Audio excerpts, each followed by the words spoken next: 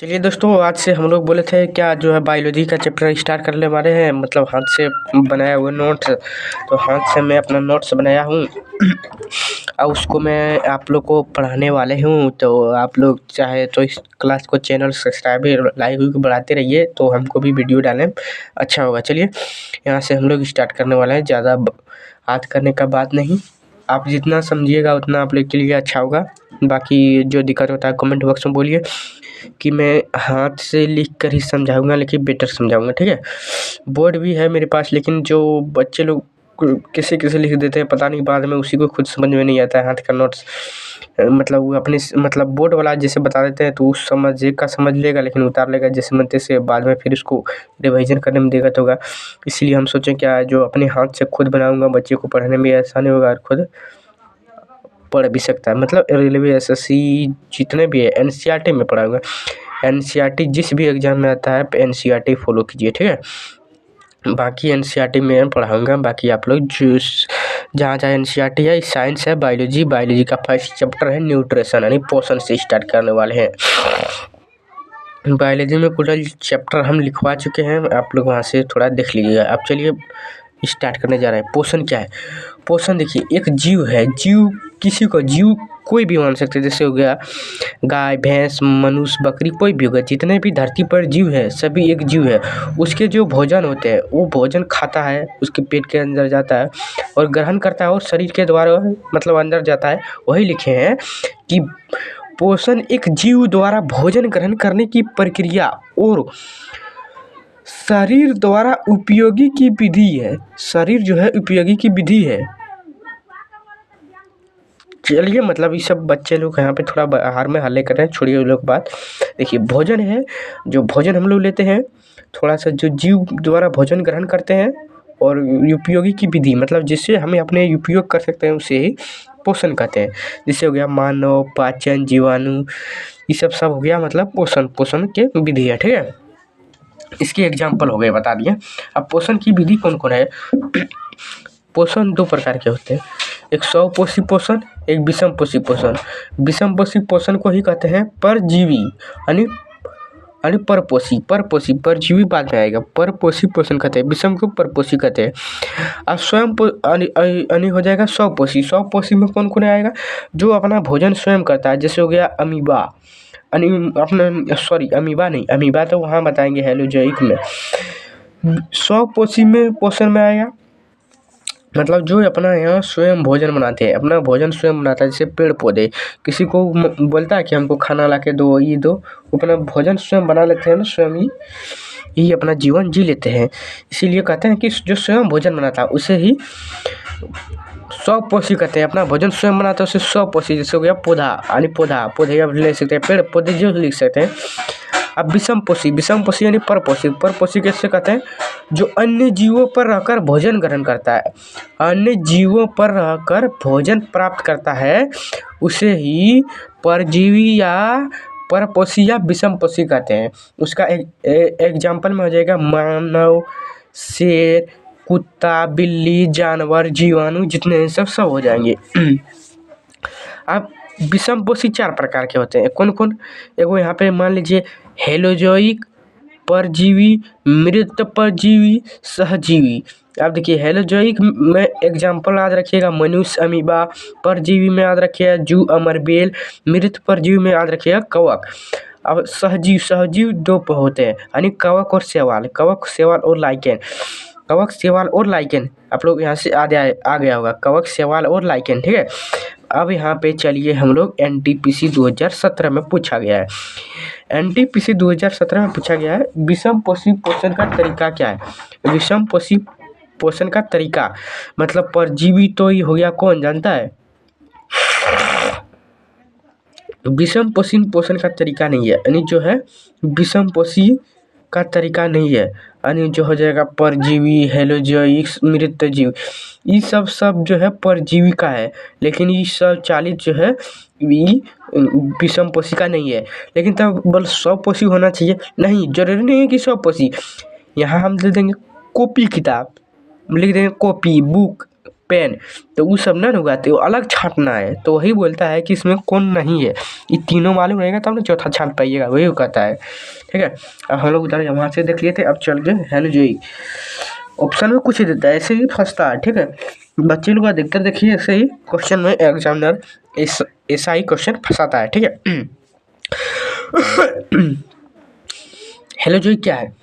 हेलोजोई जो होता है भोजन ग्रहण करने या पाचन अवशोषण, भोजन ग्रहण करने या पाचन अवशोषण और अवशिष्ट निष्कासन की प्रक्रिया को कहते हैं हेलोजोई।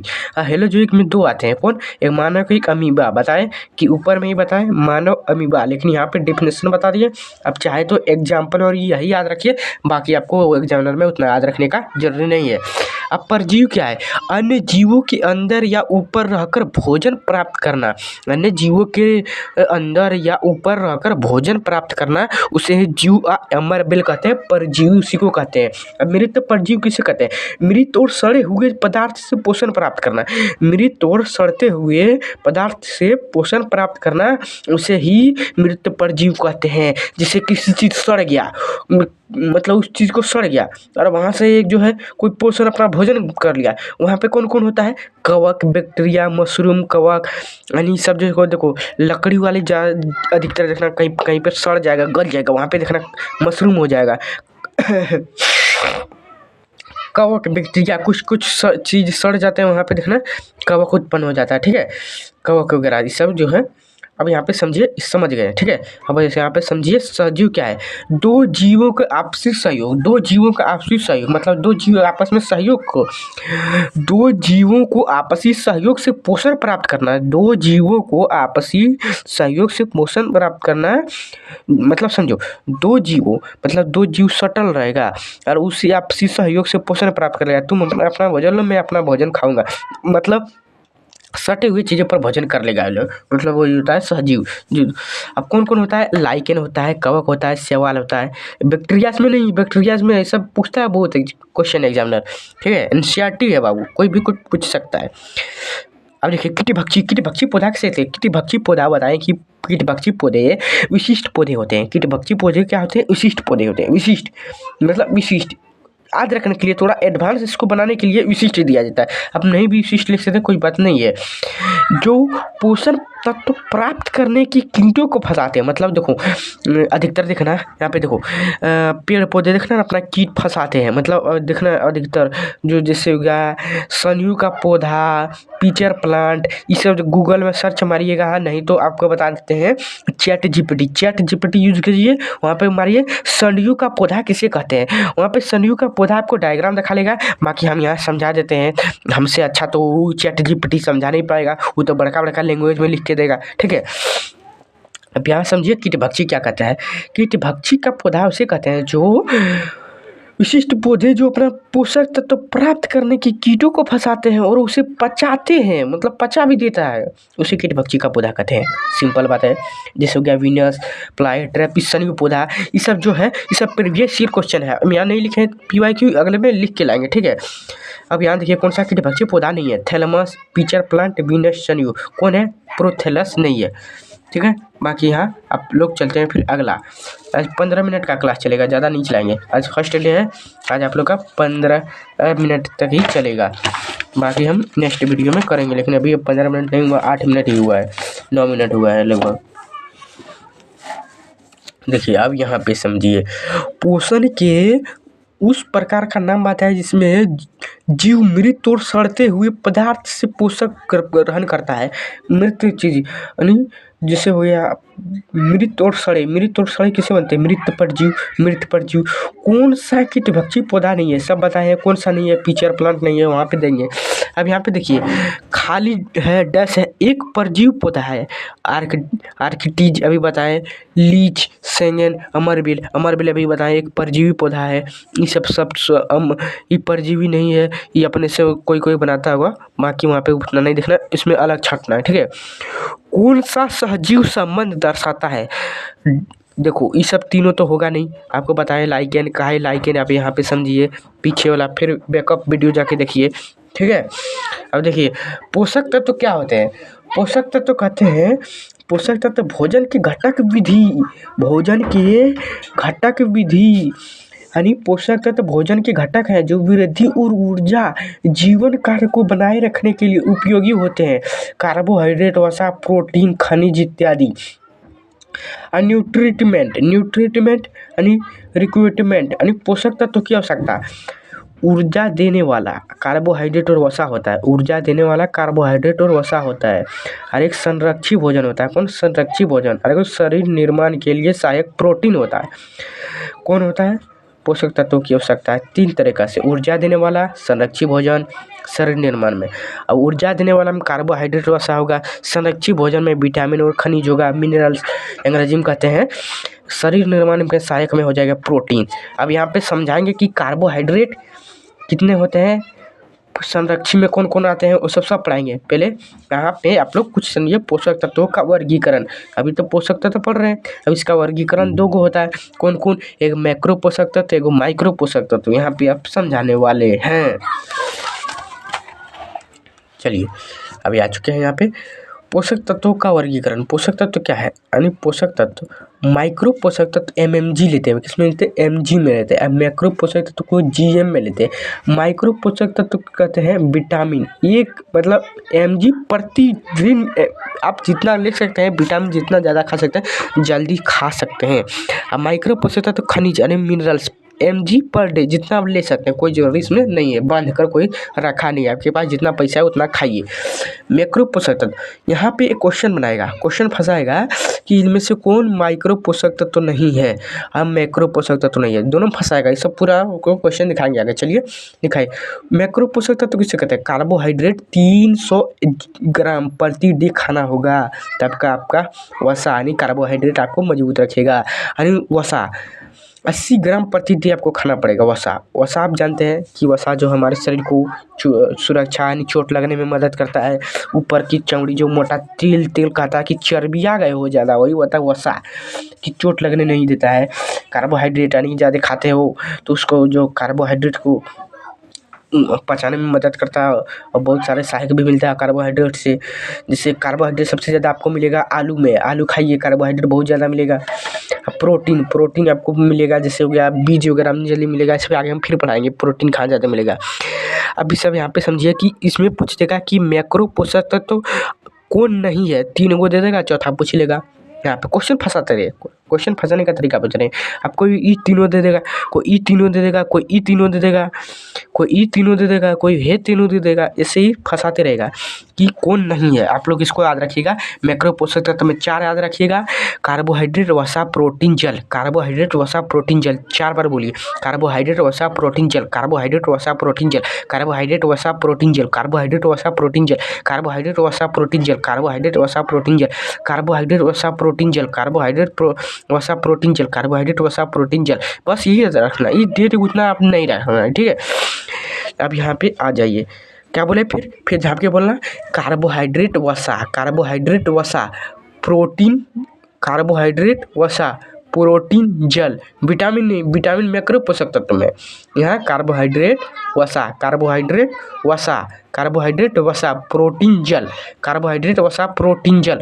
प्रोटीन उल्टा पढ़ो यहाँ, जल, प्रोटीन, वसा, कार्बोहाइड्रेट। बस ऐसे याद रखो, 4 पर घूमो, याद हो जाएगा। कार्बोहाइड्रेट के कार्य। कार्बोहाइड्रेट कितने होते हैं? कार्बोहाइड्रेट देखो, कार्बोहाइड्रेट शरीर को ऊर्जा प्रदान करने का मुख्य स्रोत होते हैं। कार्बोहाइड्रेट शरीर को ऊर्जा प्रदान करने का मुख्य स्रोत होते हैं। कार्बोहाइड्रेट ऊर्जा प्राप्त करने का मुख्य स्रोत होता है। कार्बोहाइड्रेट का समान सूत्र होता है CnH2nOY। ये वाई बोलेंगे, वाई का इसके जगह पर आपको कुछ भी मान दे सकता है, 2 दे सकता है, 5 दे सकता है।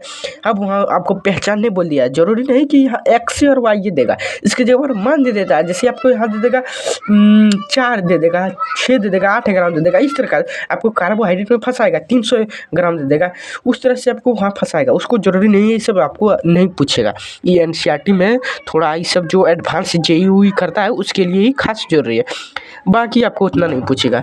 अब देखिए कार्बोहाइड्रेट, 1 ग्राम कार्बोहाइड्रेट को कहते हैं शर्करा। कार्बोहाइड्रेट का ही नाम है दूसरा शर्करा। 1 ग्राम कार्बोहाइड्रेट में 4 किलो कैलोरी ऊर्जा। कोई लड़का याद रखा पूरा पढ़ के गया था मेरा दोस्त, कैलोरी कैलोरी कैलोरी 4 कैलोरी, और वहाँ केजी नहीं याद रखा था लड़का, 4 कैलोरी ऊर्जा मार रहा था। और वहाँ एग्जामिनर में डायरेक्ट दिया था कि 4 कैलोरी ऊर्जा, लड़का मार दिया गलत, और नीचे में ऑप्शन 4 नंबर में दिया था कि 4 किलो कैलोरी ऊर्जा। अब बस लड़का फंस गया, क्वेश्चन गलत मार के आ गया। यही सब होता है सुधारने का। सुधारते कैसे? कॉपी से बताने, बोर्ड में तो वो सब बता इतना टाइम नहीं है, ये सब छोटा छोटा बता देते हैं कि कॉन्सेप्ट। अभी इससे देखना, बहुत सारे जो बोर्ड में पढ़ाते हैं ना, वो बोलेगा कि अधिकतर कॉपी से ज़्यादा समझ में आना। देखना मेरा वीडियो में कितना अधिकतर लड़का बोलेगा कि भाई हमको जो है इसी से समझ आता है, सर जी गुरुजी इसी से समझ आता है, कॉपी से कितना बढ़िया लिखे हैं, कितना हैंड राइटिंग के साथ। हमको इसमें हाइलाइटर चलाने का ज़रूरत नहीं, इतने फ्रेश दिख रहा है ऐसे ही, तो हाइलाइटर चलाने की ज़रूरत नहीं है। कार्बोहाइड्रेट सरकार, 1 ग्राम कार्बोहाइड्रेट में 4 किलो कैलोरी ऊर्जा होती है। कौन बोलेगा 4 किलो कैलोरी ऊर्जा? हम बोले, अभी बताएं। एक ऊर्जा देने वाला अणु है। अणु अब किसे कहते हैं? अणु अब बताएंगे कि परमाणु चैप्टर में जिसे हो जाएगा, छोटे छोटे अणु मिलकर बहुत बड़ा परमाणु बनाता है। अब यहाँ पे याद रखिए कि एक अणु टाइप का होता है, कार्बोहाइड्रेट एक अणु टाइप का होता है, यानी ये ऊर्जा देने वाले अणु हैं, समझ सकते हैं। ठीक, 1 ग्राम कार्बोहाइड्रेट में 4 किलो कैलोरी ऊर्जा मिलती है। 1 ग्राम कार्बोहाइड्रेट 4 कैलोरी यहाँ बताएं, यह चीज़ यहाँ लिखें, क्योंकि दोबारा पढ़ लिए तो आप लोग को भूलेगा नहीं, इसलिए दोबारा दिए, क्योंकि यहाँ ठड़ी पूछ लेता है कभी कभार। ये सब उतना नहीं आते अधिकतर आता है, लेकिन ये जरूर आता है, इसलिए एक पॉइंट लाइन में इसको लिखना जरूरी है। 1 ग्राम कार्बोहाइड्रेट को 4 किलो कैलोरी ऊर्जा मिलती है। दैनिक आवश्यक में लगभग 300 ग्राम मिल रहा है, मतलब एक दिन में कम से कम 300 ग्राम आपको कार्बोहाइड्रेट खाना ही चाहिए, कोई उपाय नहीं है। और उसका स्रोत, अब घर घर में जिसका जिसका बाप का नौकरी है, जिसका घर में ज़्यादा पैसा है, बिजनेसमैन है, सरकारी नौकरी वाला है, वो सब इतना तो खा सकता है। हमारा घर में तो इतना है नहीं, कभी चावल मिलता है, कभी रोटी मिलता है, कभी दाल मिलता है, कभी चावल नहीं मिलता है, कभी दही मिलता है, कभी दूध नहीं मिलता है, कभी दूध मिला तो गुड़ नहीं मिला, चीनी नहीं मिला। इसलिए ये सब हम बता दिए कि जो आधे अमीर घर का है वो लोग खा सकते हैं, बाकी आप लोग के लिए पूछ सकते, आध रख सकते हैं, लेकिन पैसा नहीं है, थोड़ा बचा के रखो, पढ़ाई में लगाओ, खाना वाने में ज़्यादा मत देखो, मोटा आदमी कहीं नहीं पड़ता है, हमको मालूम है। चावल, गेहूँ, जौ, मक्का, ये होता है किसमें? अनाज में, देख सकते हैं। फल में होता है सेब, केला, अंगूर, संतरा। सब्जी में होता है आलू मटर गाजर। और दलहन में मूंग दाल है। अब एगो पैकेट रहता है, जानता है, उसमें डाल के आ सकते हैं मूंग दाल, चना मूंग दाल, इसे दलहन से याद रखते हैं। चना मूंग दाल का सब आता है, मूंग दाल आप लोग खाएंगे, कुड़ी की दुकान में मिलता होगा, हाँ वो सब आप याद रखिएगा। डेयरी उत्पाद, दूध दही आप याद रख सकते हैं। दूध दही यानी डेयरी में आता है, डेयरी मिल्क करके आएगा दूध दही का, आप लोग उससे भी याद रख सकते हैं। ठीक है, बाकी आप लोग को फिर यहाँ बताने वाले हैं अगला चैप्टर। देखिए कि मीठे खाद्य स्वाद चीनी गुड़, मीठे खाद्य स्वाद चीनी गुड़, मीठे खाद्य स्वाद चीनी गुड़, मीठे खाद्य स्वाद चीनी गुड़। मीठे खाद्य क्या होता है? स्वाद यानी शहद, स्वाद बोल रहे नहीं, आधा घंटा से हम भी उधर देख रहे थे, शहद याद था, अरे यहाँ बोल रहे स्वाद। और यहाँ भी कोई नहीं बोले क्या, वो 4 कैलोरी पढ़ रहा था, और 4 किलो कैलोरी, यहीं पर गलती होता है कि शहद पढ़ना था, हम क्या पढ़ रहे थे, कुछ पढ़ रहे थे ना, शब्द या शहद पढ़ रहे थे हम, बस ऐसे ही मिस्टेक होता है, ऐसे मत मिस्टेक करना। ठीक, बाकी 15 मिनट क्या 18 मिनट चल गया। बाकी कल से हम यहाँ पार्ट नंबर 2 जो है यहाँ से स्टार्ट करने वाले हैं। एक दिन में ज़्यादा कपार में लोड हो जाएगा, माथा में लोड हो जाएगा, भूल जाओगे। पहले जितना पढ़ाए उसको 2-3 बार देखो, टीचर देखना वो ये घंटा में समझाएगा, हम कितना मिनट में पढ़े निकाल लिया 18 मिनट में। अब समझिए कि 18 मिनट आपका 3 गुना 38 54, तो ये नहीं समझा पाएगा, लेकिन आप लोग को हम कॉपी नोट्स के थ्रू समझा दिया। कौन चीज़ समझ में इसमें नहीं आया बताइए, क्वेश्चन चाहे मेरा करना चाहते हैं तो आप लोग कर सकते हैं। ठीक है, मिलते हैं नेक्स्ट वीडियो में, तब तक के लिए जय हिंद, जय भारत, वंदे मातरम।